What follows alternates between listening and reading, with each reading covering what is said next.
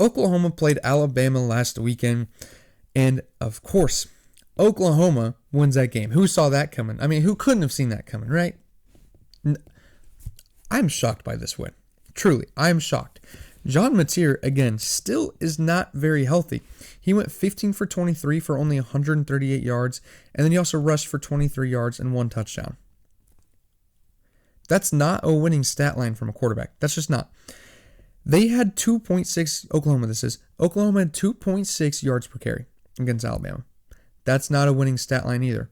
But they did. How'd they do that? Well, they turned the ball over. I texted my friend about halfway through that game. I think that Oklahoma is the best team in the country at turning the ball over. Okay. Ty Simpson threw an interception. Ryan Williams fumbled. There was another fumble. I can't remember who it was, but they had 3 turnovers. All of them huge key turnovers. The interception was a pick 6. That's a defensive touchdown. That's one of their touchdowns. The other touchdown was John Mateer's legs. The rest just got short fields, kicked a field goal, didn't have to do too much, got points on the board, and they stacked that on top of each other, and eventually Alabama loses that game. Oklahoma has LSU and Missouri left. We will talk about the Missouri game a little bit later. That is going to be one of the better games this weekend. It's not a huge, big slate coming up this weekend, but Missouri and Oklahoma should be a good game. It is at Norman, Oklahoma, but that's going to be a big game. All right, Oklahoma just has to take care of Mizzou, who does not have their quarterback, and they have to go to LSU, who does not have their head coach. So, in theory, this should be Oklahoma's prime chance to make the playoffs. If you would have told me this before the season, Brent Venables is on the hot seat, right? Like, you don't know for sure that he's coming back for another year after this year. He does.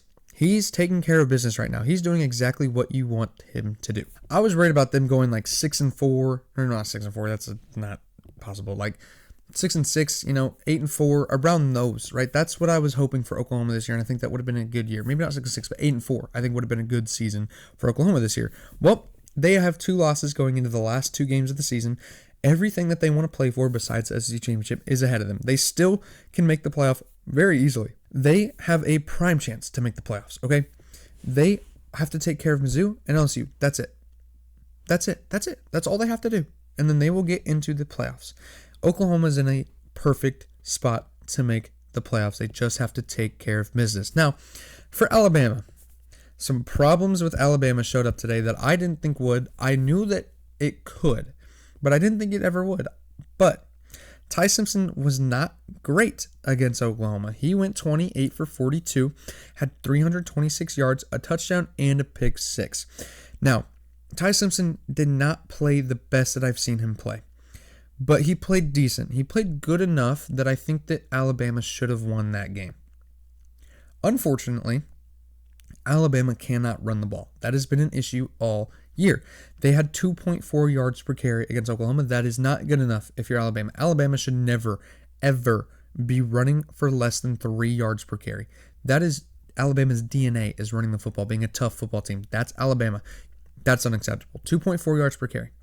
Josh Cuevas was the receiver that showed up this weekend. I've talked a lot about how Alabama just kind of has random guys show up from the receiving corps specifically, random guys that show up every week to kind of make up for the fact that Ryan Williams is struggling heavily this year. All right, the turnover problem this year, not even this year, just this game. 3 turnovers, 2 fumbles, 1 pick. What is going on with Ryan Williams? He has had a drop problem all season, and then in this game he fumbles. He's allergic to having the ball in his hands. He was so good last year.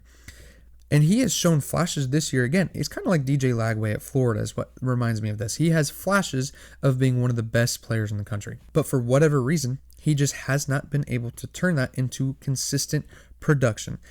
He has got to get that figured out. He has to be a better, more reliable option for Alabama. He has the talent to do so. He has the talent to be a top 15 pick.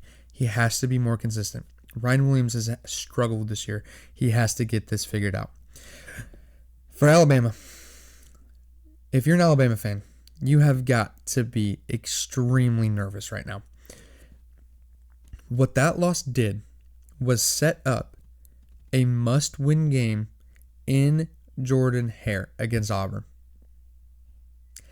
In Jordan-Hare against Auburn, you gotta be that's got to be so nervous, man. With all the crap that has happened in Jordan-Hare Stadium, you have got to be nervous if you're Alabama. But I think Nick Saban, this is one of the few knacks that anyone will ever have on Nick Saban. And it's the fact that he should have beat Auburn a lot more than he did. I think that he is the greatest coach of all time. No one can argue that. But I think that he kind of had the only bad mindset, and Nick Saban, I struggle to say this because Nick Saban had such a great mindset. I look at what Nick Saban says, and I try to live by what Nick Saban has said in the past every day. He talks about being process-oriented. That's my goal with this podcast. I mean, that's my philosophy to this podcast. I understand, 74 views last week was great for me. I loved that. But I don't do it for the views. I understand that, man, there's going to be some of my clips. I also uploaded a clip last week that got 10 views. That's not very good, man. But I love doing this. So I know that if I just put out videos and I just work hard at what I know I love doing, then the results will come eventually. I get that from Nick Saban. Nick Saban is what talked about that. I learned that from Nick Saban, and now I try to implement that into my everyday life. So by no means am I saying that Nick Saban had a bad mindset. I'm not knocking Nick Saban whatsoever. But I think that he fed into the lore of Jordan-Hare more than he should have. I think that you see it on College Game Day whenever he talks about it. He's like, man, I do not want to play there. That is a place of nightmares, I think he said at one point. I don't think that that's the right way to look at it. I think if you're Kalen DeBoer, you're going into this Auburn game and thinking, guys, they fired their head coach. They're not a good football team. They do not have an offense. They don't have a good record. We are immensely better than them. Go into that stadium, go against Auburn, do what you do what you've done all year, and we will be just fine. You should not be going into this being worried just because it's Auburn, just because it's at Jordan-Hare Stadium. Alabama should be fine. If they go into that with that mindset, I think that they will be fine. I think that they'll win that game, go to the playoffs, compete for national championship, whatever. If they go into it with a mindset of, oh no, you can't go into that with your knees shaking, legs shaking. You can't go into that being nervous just because of where the game's at and who you're playing. Go into it, faceless team, nameless team. Just go in there, take care of business. Doesn't matter who it is, doesn't matter where it's at. Go in there, do what you need to do what you've done all year, do what you know you can do, and Alabama will be in the playoff.